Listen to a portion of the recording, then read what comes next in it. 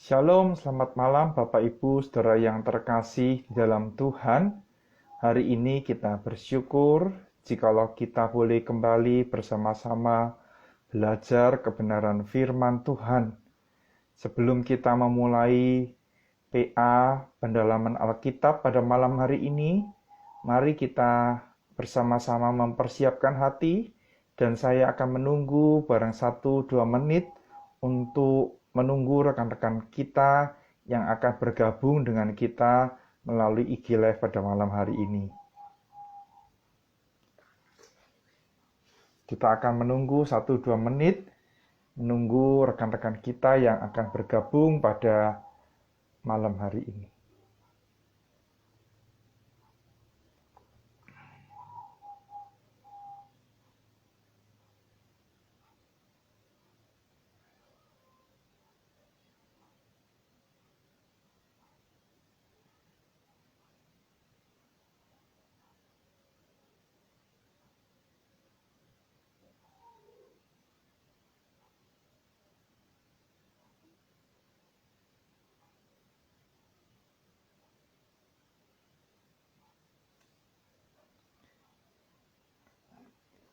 Selamat malam Ibu Sulastri yang sudah bergabung.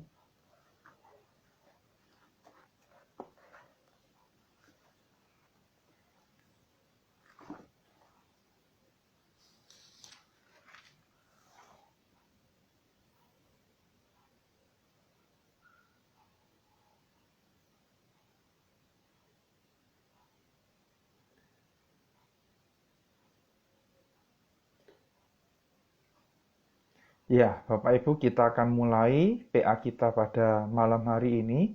Mari kita bersatu di dalam doa. Bapa, saat ini kami bersyukur dan berterima kasih jikalau Tuhan masih memimpin kami, Tuhan masih menyertai kami hingga saat ini.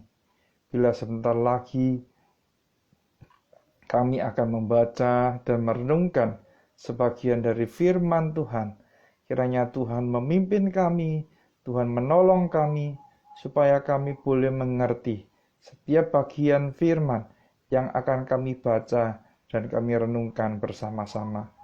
Terima kasih ya Tuhan, dengar doa kami, di dalam nama Tuhan Yesus kami berdoa. Amin. Bapak Ibu Saudara yang dikasihi oleh Tuhan, kita akan bersama-sama membuka firman Tuhan yang terambil dari Injil Lukas pasal yang ke-17, Injil Lukas pasal yang ke-17 ayat yang ke-11 sampai dengan ayat yang ke-19.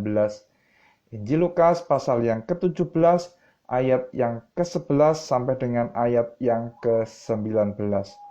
Demikian bunyi firman Tuhan. Dalam perjalanannya ke Yerusalem, Yesus menyusur perbatasan Samaria dan Galilea. Ketika ia memasuki suatu desa, datanglah 10 orang kusta menemui dia. Mereka tinggal berdiri agak jauh dan berteriak, "Yesus, Guru, kasihanilah kami." Lalu ia memandang mereka dan berkata, "Pergilah, perlihatkanlah dirimu kepada imam-imam." Dan sementara mereka di tengah jalan, mereka menjadi tahir. Seorang dari mereka ketika melihat bahwa ia telah sembuh, kembali sambil memuliakan Allah dengan suara nyaring. Lalu tersungkur di depan kaki Yesus dan mengucap syukur kepadanya. Orang itu adalah seorang Samaria. Lalu Yesus berkata, "Bukankah ke-10 orang tadi semuanya telah menjadi tahir? Di manakah yang 9 orang itu? Tidak adakah di antara mereka yang kembali untuk memuliakan Allah selain daripada orang asing ini?" Lalu ia berkata kepada orang itu, "Berdirilah dan pergilah, imanmu telah menyelamatkan engkau." Sampai demikian jauh pembacaan firman Tuhan. Selamat dan berbahagia bagi setiap kita yang membaca, merenungkan, dan melakukan firman Tuhan dalam kehidupan kita sehari-hari.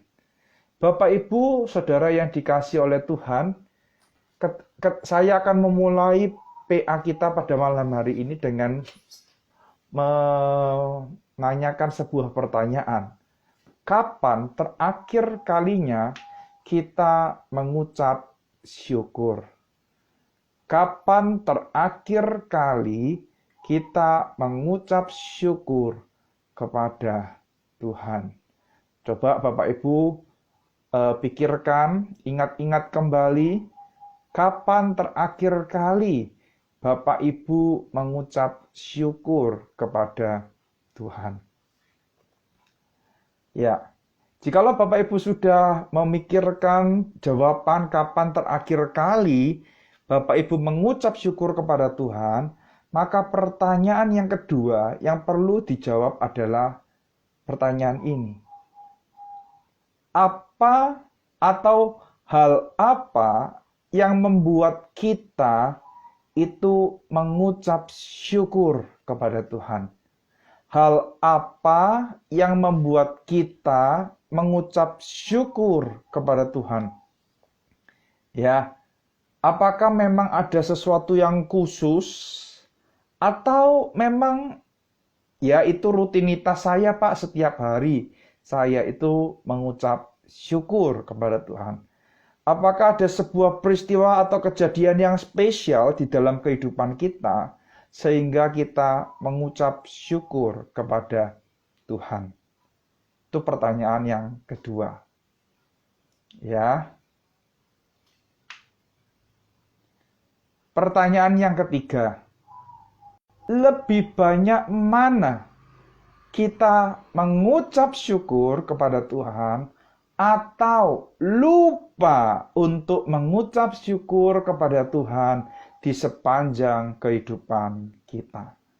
Lebih banyak mana kita itu mengucap syukur atau lupa mengucap syukur kepada Tuhan?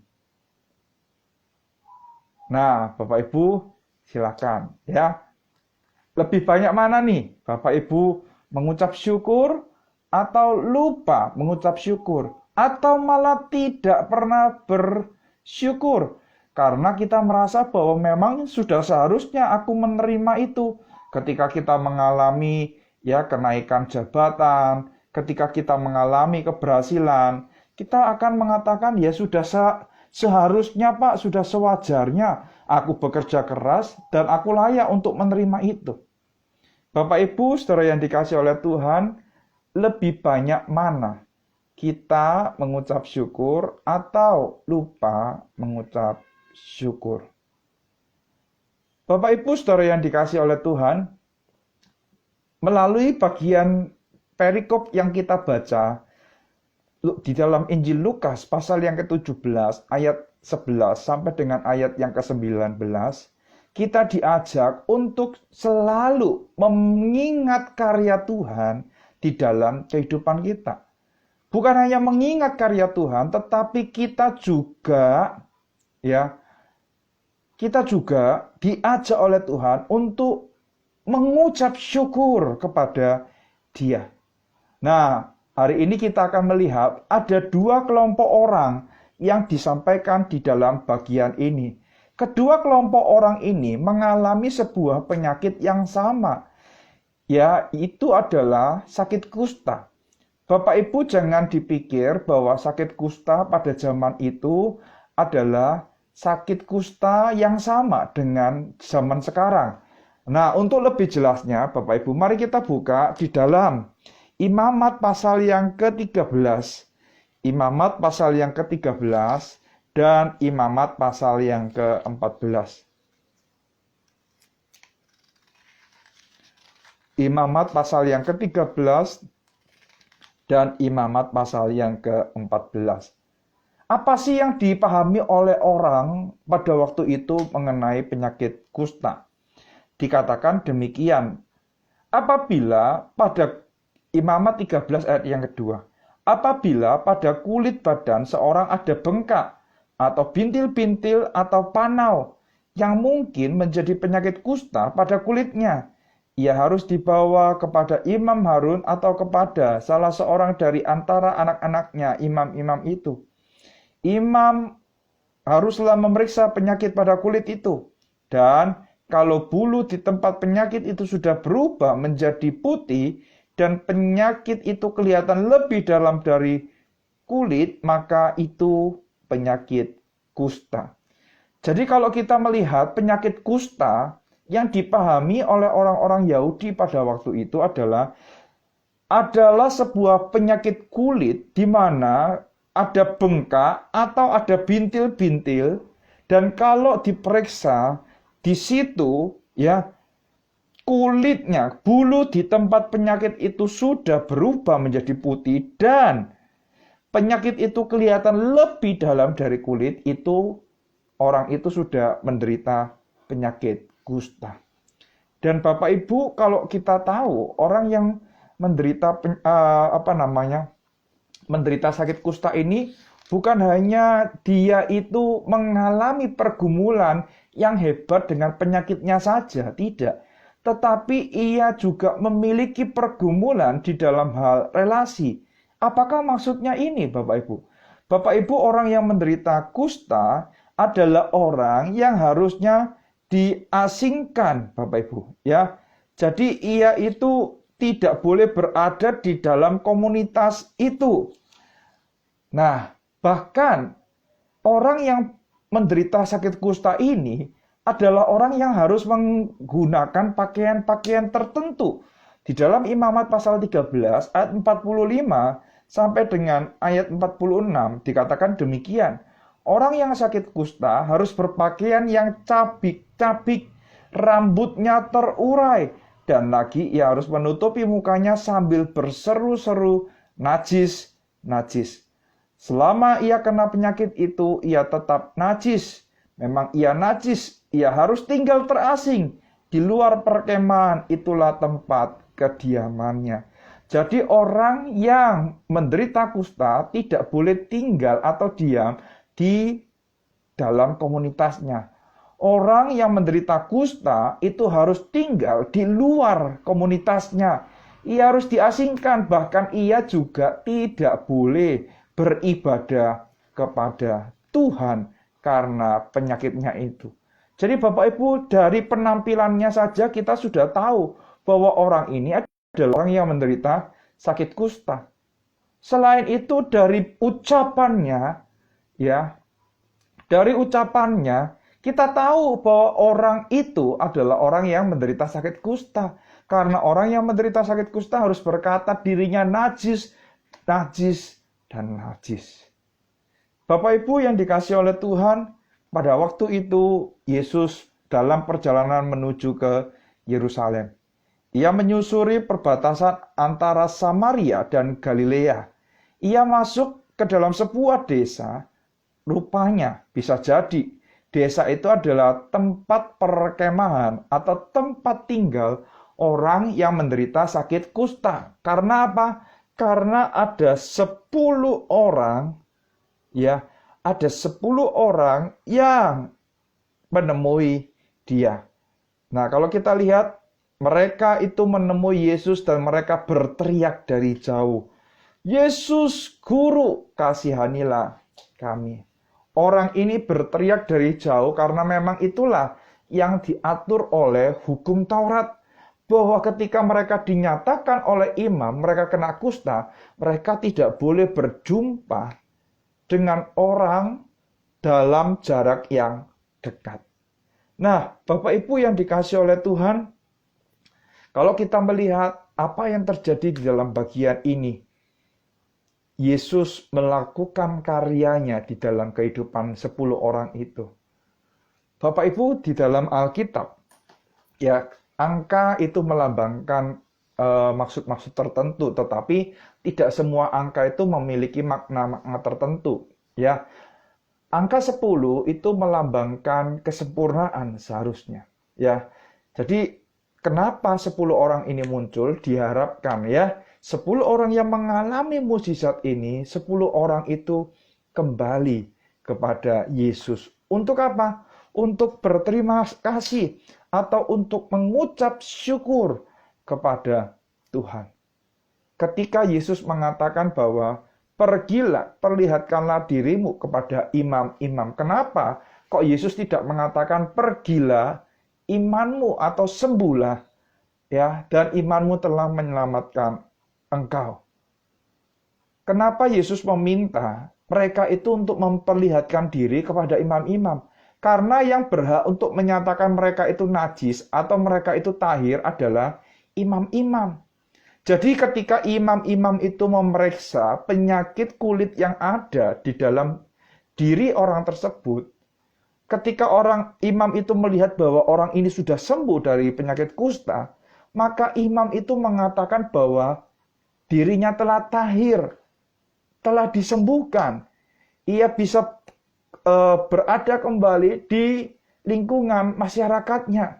Ia boleh tinggal kembali satu rumah bersama dengan keluarganya. Bapak Ibu, di tengah-tengah perjalanan itu mereka ya telah menjadi tahir. Dan apa yang menjadi reaksi dari orang ke-10 orang itu? Yang mengejutkan adalah satu orang itu ya kembali kepada Yesus. Dia memuliakan Allah dengan suara nyaring. Dan ketika tiba di hadapan Yesus, orang ini tersungkur. Bapak Ibu yang dikasihi oleh Tuhan, saya tidak tahu apa sih yang peristiwa apa atau karya Allah apa yang membuat kita itu dipenuhi dengan ucapan syukur di dalam kehidupan kita. Karena setiap orang memiliki peristiwa ya atau hal-hal yang pengalaman-pengalaman hidup yang berbeda-beda, bukan? Nah, saya tidak paham konteks pergumulan Bapak Ibu. Tetapi satu hal, ketika kita mengalami karya Allah di dalam kehidupan kita, maka sudah seharusnya kita itu mengucap syukur kepada Allah. Bapak Ibu, ke-9 orang ini hanya sibuk dengan status ketahirannya. 9 orang ini mencari Tuhan karena memang betul dia ingin disembuhkan. Kalau boleh saya katakan 9 orang ini mencari Tuhan kalau ada perlunya. 9 orang ini mencari Tuhan kalau memang dia itu membutuhkan karya Tuhan. Kalau tidak ada perlunya, tentu saja orang ini tidak akan mencari Tuhan. Bapak Ibu yang dikasih oleh Tuhan, 9 orang ini pergi kepada imam. Tidak salah pergi kepada imam, karena memang itulah yang diperintahkan oleh Yesus. Tetapi Alkitab mencatat bahwa mereka tidak kembali kepada Yesus. Dan Yesus bertanya, di manakah yang 9 orang itu? Tidak adakah di antara mereka yang kembali untuk memuliakan Allah selain daripada orang asing ini? Orang asing ini kenapa Bapak Ibu? Karena yang kembali ini adalah orang Samaria. Kita tahu orang Samaria ini adalah orang hasil perkawinan campur. Orang Yahudi tidak bergaul erat dengan orang Samaria. Ya. Oleh karena itu Bapak Ibu, yang menjadi pertanyaan adalah, kemana nih yang 9 orang ini? Bukankah mereka telah mengalami karya Allah? Bukankah mereka juga telah ditolong oleh Allah? Bukankah mereka juga ditahirkan oleh Allah? Bukankah mereka juga menjadi sembuh oleh Allah? Jangan-jangan mereka berpikir, ya sudah seharusnya Yesus menyembuhkan aku. Sudah seharusnya Yesus menolong aku. Tidak perlu ada ucapan syukur. Tidak perlu ada rasa terima kasih. Ya memang seharusnya karena aku ini sudah melayani Tuhan. Karena aku sudah mengikut Tuhan. Aku sudah memberi persembahan yang banyak. Tidak perlu aku mengucap syukur. Bapak Ibu Saudara yang dikasihi oleh Tuhan. Terkadang kita menjadi orang yang lupa diri. Terkadang kita bukan hanya menjadi lupa diri, kita menjadi orang yang tidak tahu diri. Kita take it for granted karya Allah itu. Ya, jadi kita memanfaatkan karya Allah itu untuk kepentingan kita sendiri. Dan bahkan mungkin kita mengikut Tuhan. Karena apa? Karena demi kepentingan kita sendiri. Kalau aku tidak ikut ibadah di gereja, nanti jodohku jadi berat. Kalau aku tidak memberi persembahan persepuluhan, nanti berkatku jadi ditahan oleh Tuhan. Kalau aku. Itulah alasan yang membuat kita itu mengikut Tuhan tidak dengan sebuah perasaan sukacita atau dengan penuh ucapan syukur. Karena apa? Karena kita memiliki hal-hal motivasi yang salah di dalam kehidupan kita. Bapak Ibu yang dikasihi oleh Tuhan, segala sesuatu yang kita wujudkan melalui perbuatan kita, segala sesuatu yang kita munculkan di dalam kehidupan kita melalui perbuatan kita, sudah seharusnya merupakan sebuah refleksi dari karya Allah di dalam kehidupan kita. Misalnya, kenapa kita memberi persembahan persepuluhan kepada Allah? Bukan demi kita mendapatkan berkat, bukan. Tetapi karena kita percaya bahwa Allah sanggup untuk memelihara kehidupan kita. Kita percaya bahwa dengan memberi kepada Tuhan, memberikan bagian kepada Tuhan, kita tetap tidak akan pernah kekurangan. Mungkin ada orang yang mengatakan, aku tidak punya pengalaman seperti itu ya Pak. Karena apa? Karena kita tidak mencoba untuk belajar memberi. Cobalah dulu belajar untuk memberi, maka kita akan bisa tahu bagaimana nikmatnya dipelihara dan dijagai oleh Allah. Ada orang yang mengatakan, ya memang aku ini sudah punya kebiasaan Pak, latah, mengucap syukur. Bapak Ibu, mengucap syukur itu bukan sebuah tindakan yang meniru, bukan. Tetapi ucapan syukur itu adalah sebuah tindakan yang meluap dari sebuah hati yang telah mengalami karya Allah di dalam kehidupannya. Kalau ditanya karya Allah apa yang sudah kita alami, yang seharusnya membuat kita itu mengucap syukur kepada Tuhan. Bapak Ibu, karya Allah yang terbesar yang sudah kita alami adalah ketika Dia menyerahkan anaknya yang tunggal untuk menyelamatkan kita, untuk menebus dosa-dosa kita dengan mati di atas kayu salib. Bukankah itu karya Allah yang terbesar, Bapak Ibu? Bukankah itu adalah karya Allah yang kita tidak bisa beli dengan apapun? Kita tidak bisa bayar dengan uang kita. Kita tidak bisa balas dengan kebaikan kita atau pelayanan kita bahkan di hadapan Tuhan.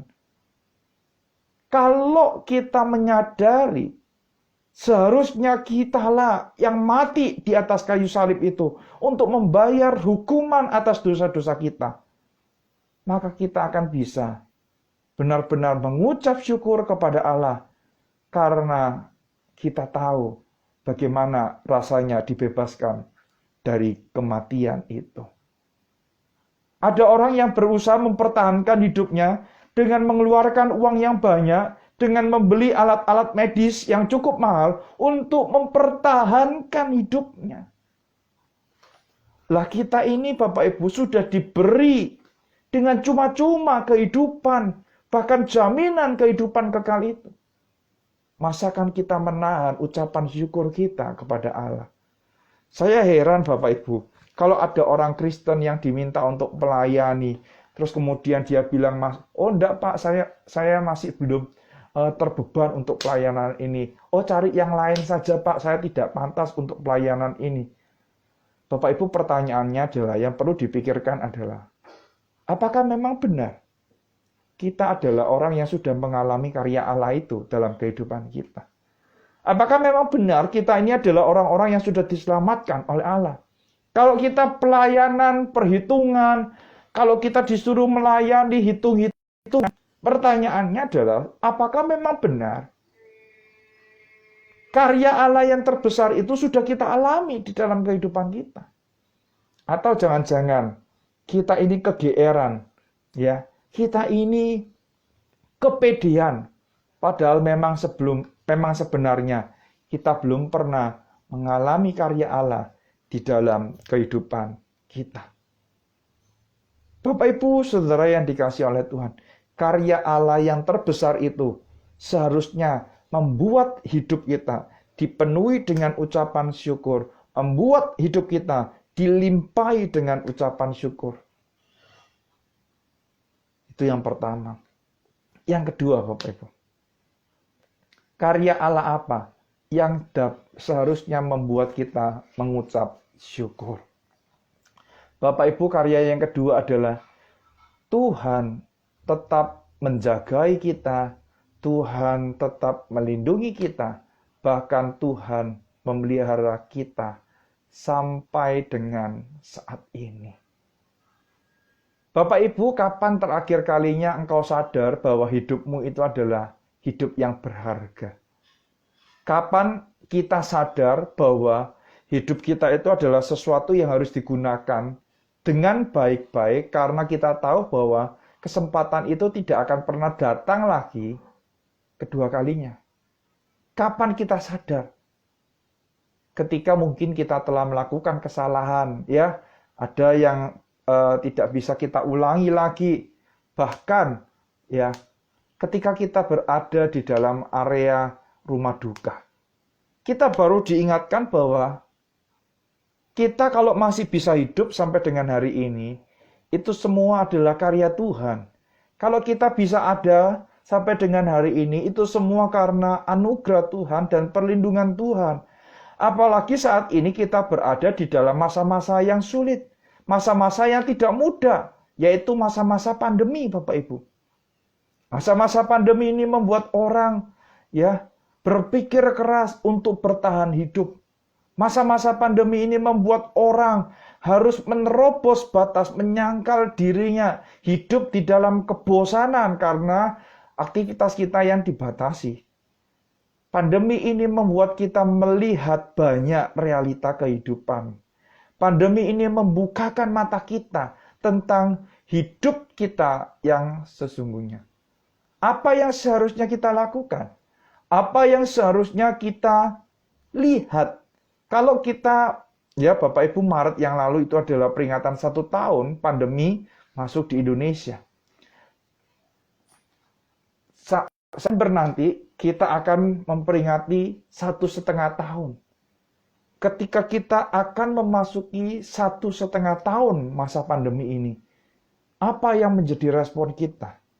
Apakah kita melihat tangan Allah yang tidak kelihatan itu memelihara hidup kita? Apakah kita melihat tangan Allah itu menolong kita, menopang kita, bahkan memelihara hidup kita? Atau malah sebaliknya, kita menuduh Allah biang dari semua kekacauan, biang dari pandemi yang berkepanjangan ini. Bapak Ibu Saudara yang dikasihi oleh Tuhan, di tengah-tengah pandemi ini, banyak orang yang frustasi, banyak orang yang putus asa, banyak orang yang depresi karena masa ini tidak segera berakhir. Bahkan ketika kita sakit, kita mau datang ke dokter, kita dipenuhi dengan ketakutan. Karena kita tahu pandemi ini bisa menyerang siapa saja. Bahkan kita takut ke rumah sakit. Bukankah kalau kita masih bisa bertahan dan hidup dengan tidak kekurangan suatu apapun, itu semua adalah karya Allah di dalam kehidupan kita, Bapak Ibu? Apakah karena kita minum vitamin, terus kemudian kita dihindarkan dari COVID itu? Apakah karena kita rajin berolahraga, maka COVID itu tidak bisa menyerang kita? Bapak Ibu, sadarilah. Semua itu karya Allah. Semua itu adalah pertolongan Allah. Semua itu adalah pemeliharaan dari Allah. Bapak Ibu, jangan kita menjadi seperti yang 9 orang itu. Hati-hati Bapak Ibu, suara orang banyak, tingkah laku mayoritas orang-orang itu belum tentu menunjukkan bahwa apa yang dilakukan oleh orang itu adalah sesuatu yang benar.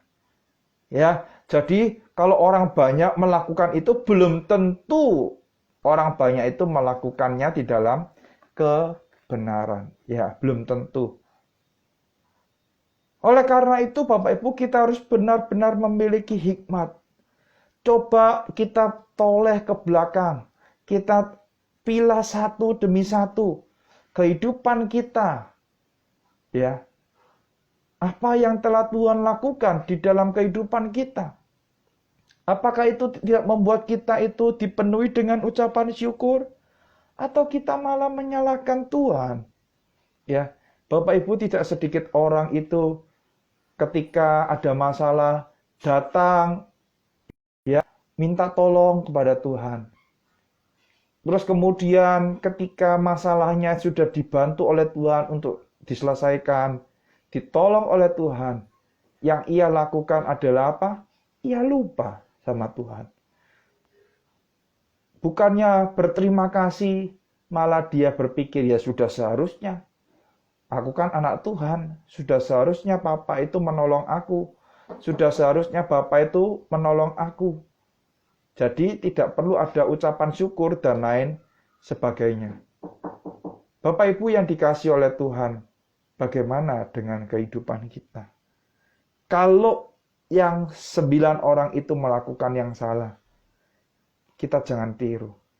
Tapi marilah kita meniru yang dilakukan oleh satu orang ini. Orang Samaria ini. Orang asing ini. Ya, datang kepada Tuhan.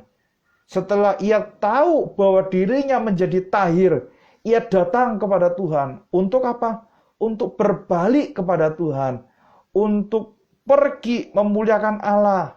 Mengucap syukur. Dan menyembah Dia. Bapak Ibu Saudara yang dikasihi oleh Tuhan, sudahkah ucapan syukur itu menjadi bagian dalam kehidupan kita? Sudahkah ucapan syukur itu menjadi bagian yang tidak terpisahkan di dalam kehidupan kita? Karena kita telah mengalami karya Allah.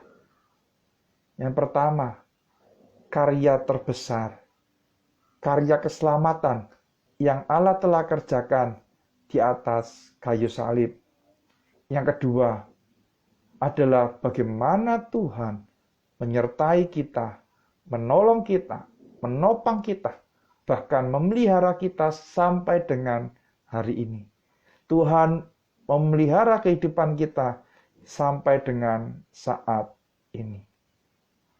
Bapak Ibu Saudara yang dikasihi oleh Tuhan, coba ya di dalam 1 minggu ini Bapak Ibu membuat sebuah catatan jurnal. Membuat sebuah catatan tentang apa yang Bapak Ibu alami. Misalnya nih, hari ini saya mengalami ini. Terus kemudian saya berdoa ini kepada Tuhan. Bapak Ibu coba buat catatan-catatan seperti itu. Dan Bapak Ibu ketika sudah mendapatkan jawaban atas doa Bapak Ibu tulis. Tuhan menjawabnya seperti ini. Begitu ya. Nah, Bapak Ibu, setelah kita mendapatkan hasilnya, Bapak Ibu tulis di jurnal itu, respon kita seperti apa. Ya, Bapak Ibu coba tulis respon kita seperti apa. Ya, supaya apa? Kita ingat akan kasih-Nya. Kita ingat akan kebaikannya. Kita ingat akan karyanya yang tidak pernah berhenti di dalam kehidupan kita. Karena kalau tidak demikian, mohon maaf, kita menjadi orang yang lupa diri. Kita menjadi orang yang tidak tahu diri dan tidak tahu berterima kasih. Mari Bapak Ibu, kita tidak pernah lupa akan kasih-Nya. Kita tidak pernah lupa akan kebaikannya. Saya teringat sebuah lagu Bapak Ibu, yang judulnya adalah Ingat Kasih-Nya. Lagu ini sering dinyanyikan ketika saya pemuda. Liriknya berkata demikian. Ingat kasih-Nya, ingat kebaikannya, dan anugerahnya. Selamatkanku, sebab kasih-Nya setinggi langit, kasih setia Allah Bapa kita. Besar kasih Allah pada kita. Ku takkan lupa kasih-Nya. Ku takkan lupa anugerahnya. Dia penuhkan, Dia penuhkan, Dia puaskan hasratku. Besar kasih Allah pada kita. Ingat kasih-Nya, ingat kebaikan-Nya, ingat akan anugerah-Nya, supaya kita tidak pernah lupa akan karya Allah di dalam kehidupan kita. Satu-satunya hal yang dapat membuat kita bersyukur atau mengucap syukur adalah mengingat-ingat kasih Allah dan karya Allah dan kebaikan Allah yang ada, yang telah kita alami di dalam kehidupan kita. Bapak Ibu Saudara yang dikasihi oleh Tuhan, hal apa yang saat ini membuat engkau sulit untuk mengucap syukur kepada Allah? Kalau engkau sulit untuk mengucap syukur, coba lihat keselamatan yang telah kita terima di dalam Kristus Yesus.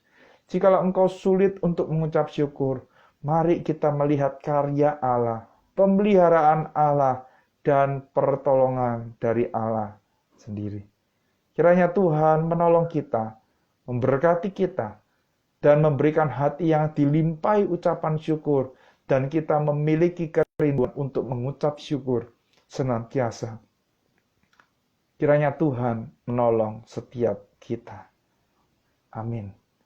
Bapak Ibu, saya persilakan bagi Bapak Ibu yang ingin bertanya, ya, satu atau dua hal, Bapak Ibu bisa menuliskan di kolom komen atau di kolom yang ada tanda tanyanya, ya. Bapak Ibu bisa menuliskan di sana. Nanti saya akan membacakan dan saya akan berusaha menjawab pertanyaan Bapak Ibu. Ya, bersyukur ya untuk ada salah seorang ibu yang sudah ditolong oleh Tuhan, dilepaskan dari pergumulan keluarga, dan ibu ini mengucap syukur kepada Tuhan. Saya ikut bersuka cita karena karya Allah yang sudah dialami oleh ibu. Mungkin ada pertanyaan Bapak Ibu?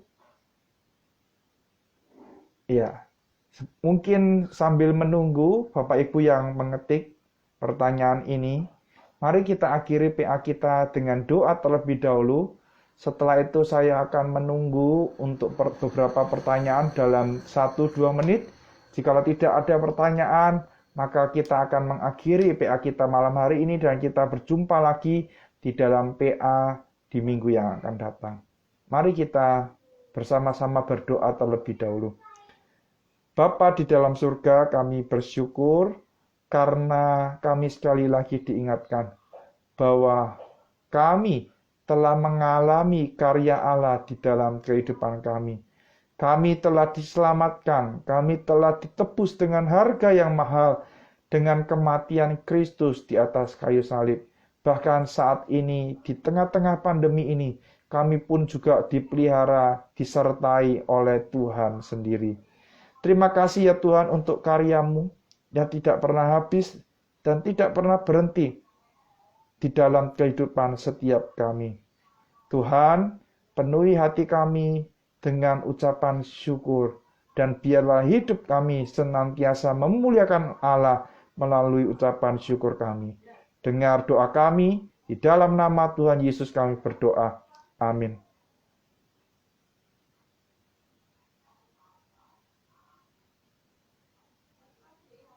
Ya, Bapak Ibu yang dikasih oleh Tuhan, karena tidak ada pertanyaan, maka kita akan mengakhiri PA kita pada malam hari ini.